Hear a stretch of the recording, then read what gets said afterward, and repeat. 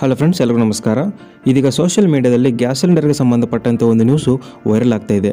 ಅದೇನೆಂದರೆ, ಇದೇ ತಿಂಗಳು ಡಿಸೆಂಬರ್ 31ರೊಳಗೆ ಹತ್ತಿರದ ಗ್ಯಾಸ್ ಏಜೆನ್ಸಿಗಳಿಗೆ ಹೋಗಿ KYC ಮಾಡಿಸಿದರೆ ಮಾತ್ರ ಗ್ಯಾಸ್ ಸಿಲಿಂಡರ್ ಸರಬರಾಜು ಮಾಡಲಾಗುತ್ತದೆ ಮತ್ತು ಸಬ್ಸಿಡಿಯನ್ನು ನೀಡಲಾಗುತ್ತದೆ ಎಂದು ತಿಳಿಸಲಾಗಿದೆ.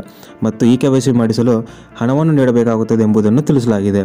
ಆದರೆ ಇದಕ್ಕೆ ಸರ್ಕಾರ ಸ್ಪಷ್ಟನೆಯನ್ನು ನೀಡಿದೆ. ಅದೇನಂತ ಈ ವಿಡಿಯೋದಲ್ಲಿ ತಿಳಿದುಕೊಳ್ಳೋಣ ಬನ್ನಿ. ನಾನು ನಿಮಗೆ ಸ್ಕ್ರೀನ್ ಮೇಲೆ ತೋರಿಸ್ತಾ ಇದ್ದೀನಿ ನೋಡಿ ಫ್ರೆಂಡ್ಸ್.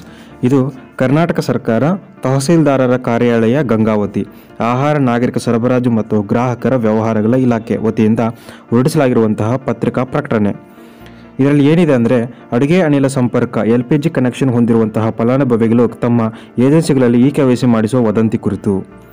ಅಡುಗೆ ಅನಿಲ ಸಂಪರ್ಕ ಇರುವಂಥವರು ದಿನಾಂಕ 31/12/2023ರೊಳಗೆ ಗ್ಯಾಸ್ ಏಜೆನ್ಸಿಗಳಿಗೆ ಹೋಗಿ KYC ಮಾಡಿಸಿದರೆ ಮಾತ್ರ ಸಬ್ಸಿಡಿ ಸಿಗುತ್ತದೆ ಮತ್ತು ಸಿಲಿಂಡರ್ ಸರಬರಾಜು ಮಾಡಲಾಗುತ್ತದೆ ಎನ್ನುವ ವದಂತಿ ಮತ್ತು KYC ಕಾರ್ಯಕ್ಕೆ ಹಣ ನೀಡಬೇಕೆಂಬ ವದಂತಿ ಸಾರ್ವಜನಿಕ ವಲಯದಲ್ಲಿ ಗೊಂದಲ ಸೃಷ್ಟಿಗೆ ಕಾರಣವಾಗಿದೆ.